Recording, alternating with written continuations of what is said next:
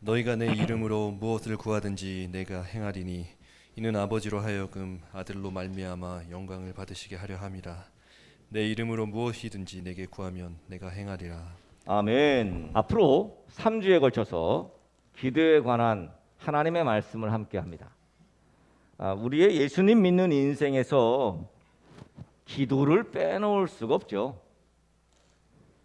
그런데 실제로 우리가 정말 제대로 기도하고 있는지를 점검해 봐야 합니다. 그러니까 바른 기도라는 거죠. 이 바른 기도를 통해서 우리 예수님 믿는 삶이 더욱 성숙해지고 또 기쁘고 즐겁고 행복해져야 될 것입니다. 그래서 어떤 기도를 해야 하는가, 또 기도가 무엇인지 여러분이 잘 아시겠습니다만 다시 한번 점검하는 시간 되려고 합니다. 먼저 기도가 무엇인지, 왜 기도를 해야 하는지, 그 기본적인 기도의 원리를 살펴보려고 하고요. 두 번째로는 어떻게 기도해야 응답을 받을 것인가, 응답받을 기도의 원리를 또한 살펴볼 것이고요. 마지막으로 하나님께 기도하는 자들에게 주시는 어드밴티지가 무엇인지, 그 기도의 법칙들을 살펴보려고 합니다. 자, 먼저 기도란 무엇입니까? 한자로는 빌기에 빌도를 쓰죠. 그래서 기도라고 합니다. 어학사전에 의해서 이 기도라는 내용을 살펴보면 신이나 절대적 존재에게 바라는 바가 이루어지기를 빔이란 뜻으로 이 기도라고 합니다. 그런데 여기 바라는 바가 이루어지기를 비는 기도와 우리의 기도는 좀 다르다는 거예요. 그 개념 자체가 여기 지금 말하고 있는 바라는 바가 이루어지기를 원하는 것은 맞습니다만, 그렇지만 우리가 말하는, 기독교에서 말하는, 예수 믿는 사람들이 말하는 그 기도의 개념은 사실상 따져보면 극명한 차이가 있습니다. 우리가 하나님께 기도하는 것은 단순하게 우리의 소원을 비는 것과는 전혀 다른 차원이에요. 늘 제가 말씀드리지만 우리가 하는 기도가요, 램프의 요정 지니에게 요청하는, 램프의 요정 지니에게 소원을 말하는 것과는 다른 차원이라는 겁니다. 램프의 요정 지니는 어떠한 소원이든지 다 들어줍니다. 그 소원이 윤리적인 문제가 있어도 다 들어줍니다. 왜? 주인이 원하는 거기 때문에. 거기서 그 소원을 비는 주체가 주인이 돼요. 그런데 우리 기독교에서 말하는 기도는 주인이, 소원을 비는 주체인 우리가 아니에요. 그 기도를 들으시는 분이 주인이에요. 그분이 주인이에요. 여러분, 이 차이가 우리가 자칫 기도하면서도 까먹고 인식하지 못하고 있는 문제입니다. 하나님께 기도한다는 것은 하나님과의 소통을 통해서 조율이 되는 것이고, 결과적으로는 하나님께 다 맡긴다는 의미를 기도에서 말하고 있는 거예요. 그래서 우리의 기도는 법칙이 있습니다. 기도의 가장 중요한 원리, 우리가 말하는, 우리 기독교에서 말하는 이 기도에 있어서 가장 중요한 원리는 그 기도의 대상인 하나님에 있어요. 하나님께 기도하는 거예요, 여러분. 우리의 기도의 대상이신 하나님이 어떤 분이신데, 우리를 비롯해서 우주 만물을 만드신 하나님이고 온 우주의 주인이시고 또 우리를 영원한 하나님의 나라로 인도하실 분이시고 우리 삶을 세밀하게 다스리시는 분이 바로 하나님이에요. 그 하나님이 우리의 필요를 모를 리가 없어요. 우리가 뭘가 필요한지, 또 우리가 무엇을 구하는지, 또 우리에게 있어서 무엇이 중요한지를 모르실 분이 아닙니다. 우리의 필요를 너무도 잘 아시고 우리에게 있어야 할 것을 누구보다도 잘 아시는 분이 바로 그 전능하신 그 하나님이십니다. 우리는 하나님께 기도하는 거예요. 그 하나님께, 그 전능하신 하나님께.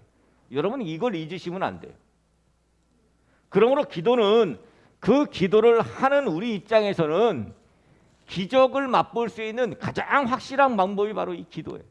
자, 출애굽기 17장에 보면 여러분이 잘 아는 사건이 하나 나오죠. 출애굽한 이스라엘 백성들이 이 르비딤에서 이제 아말렉과 전투를 치르게 됩니다. 그런데 이 지도자 모세가 자기 후계자인 여호수아에게 뭐라 그러냐면, 여호수아야, 네가 이스라엘 백성들을 데리고 나가서 저 아말렉과 싸워라. 나는 산으로 가겠다.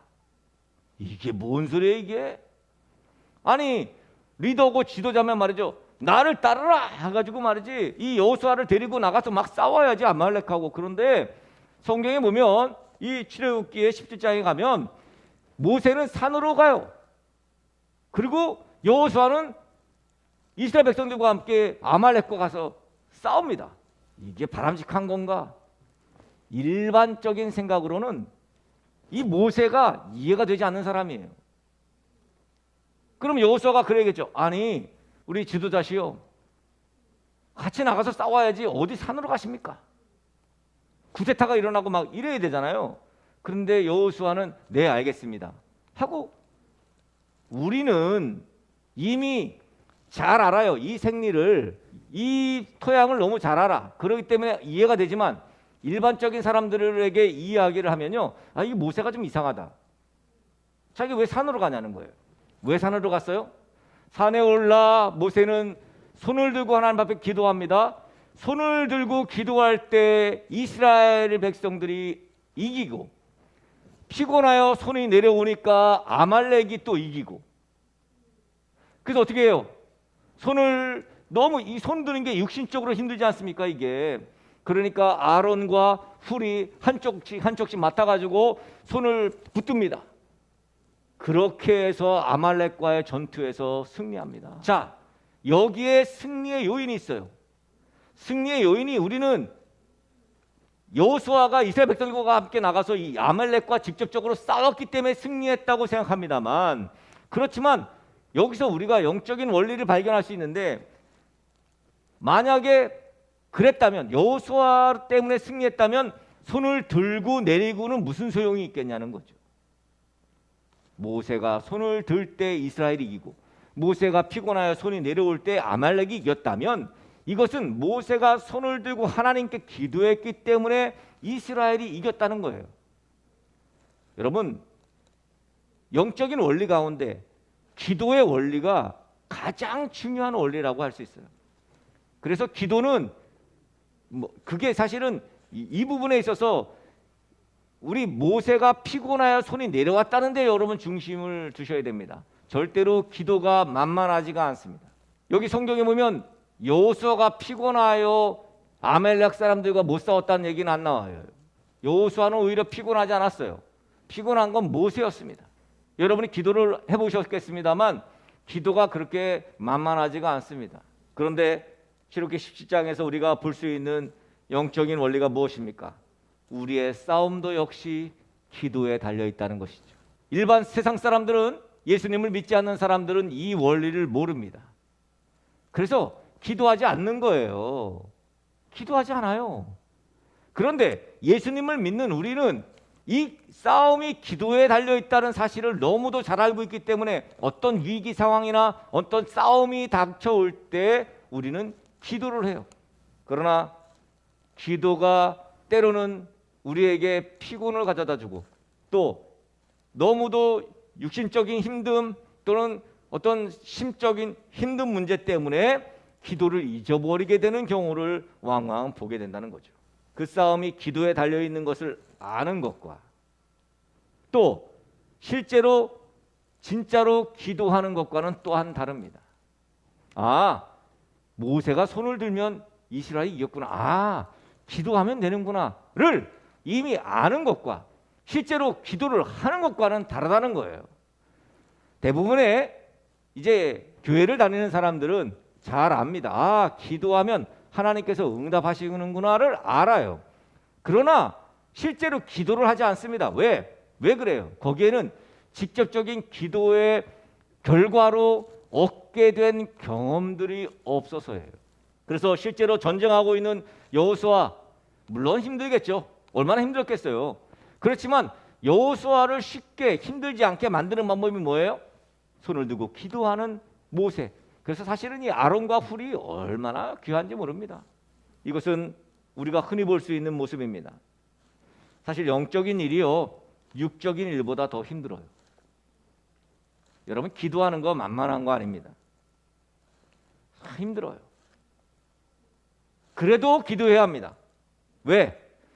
하나님께 기도하느냐 기도하지 않느냐에 따라서 인생의 다양한 싸움에서 승리하느냐 실패하느냐가 달려있기 때문이에요. 근데 오늘 본문에 보니까 기도를 하되 예수님의 이름으로 하나님께 기도해야 함을 가르치고 있습니다. 네? 너희가 내 이름으로 무엇을 구하든지 내가 행하리니 이는 아버지로 하여금 아들로 말미암아 영광을 받으시게 하려 함이라. 내 이름으로 무엇인지 내게 구하면 내가 행하리라. 예수 이름으로 구하라는 거예요. 자, 기도의 응답은요, 예수의 이름으로 기도해야 얻을 수 있어요. 근데 이 예수님 이름으로 기도한다는 것에 대해서 오해를 합니다. 그냥 기도 맨 끝에 예수님의 이름으로 기도합니다 라고 말하기만 하면 하나님께서 다 들어주신다고 착각하는 거죠. 그럼 예수님의 이름으로라는 것은 그냥 주문에 불과해요. 주문인 거예요. 이것은 완전히 성경의 가르침을 곡해하는 것입니다. 자, 그렇다면 예수님의 이름으로 기도한다는 것은 무슨 얘기입니까? 예수님의 그 권위, 하나님의 아들이신 예수님의 권위로 기도한다는 거예요. 이 말은 하나님의 아들이신 예수님 이름으로 나오기 때문에 아버지 하나님께서 우리의 기도에 응답해 달라는 거예요. 그러므로 예수의 이름으로 기도하는 것은 하나님의 뜻대로 이루어지기를 원한다는 것이 포함되어 있어요. 그 안에. 그러니까 이 기도 끝 부분에서 예수님의 이름으로라고 말하는 것은 주문이 아니라는 거예요.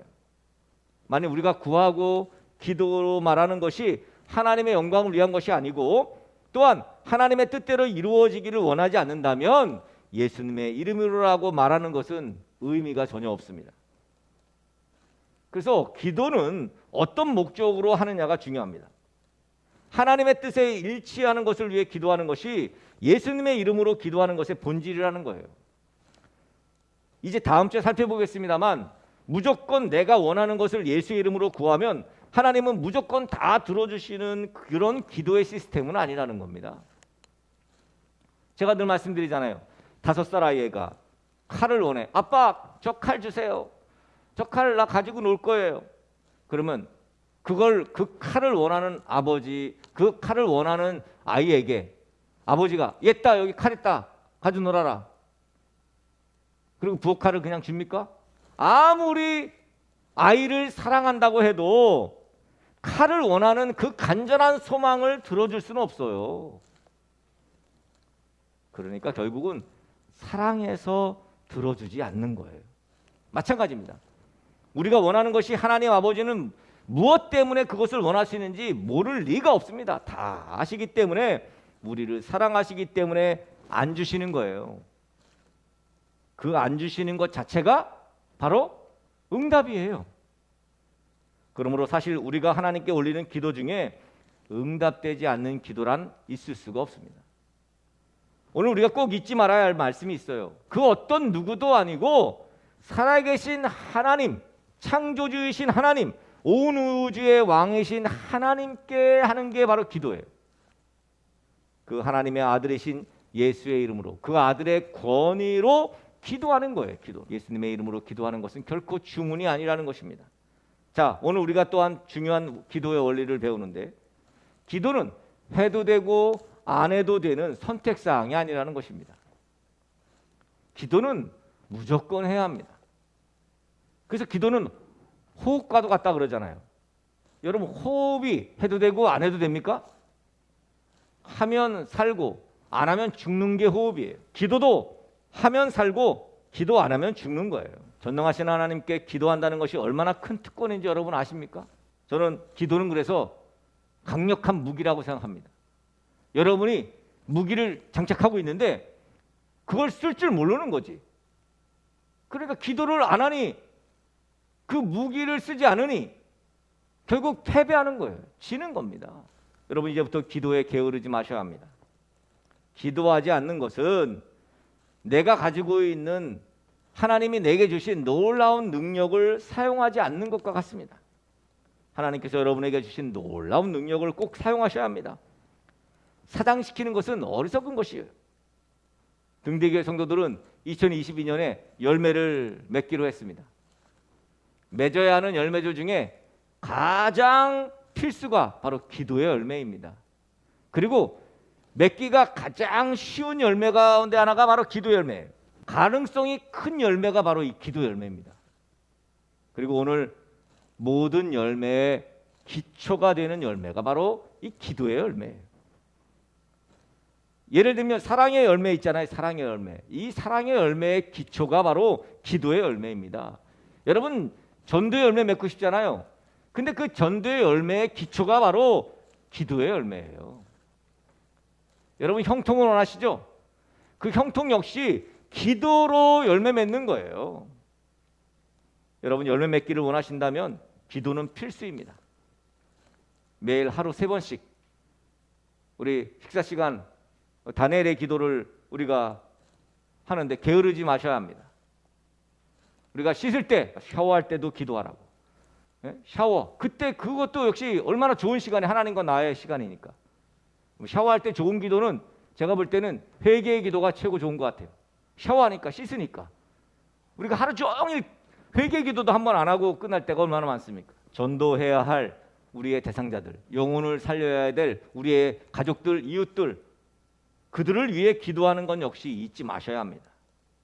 특별히 우리들의 자녀들, 또 우리들의 다음 세대들을 위해서 여러분 꼭 기도해야 합니다. 이거 필수입니다.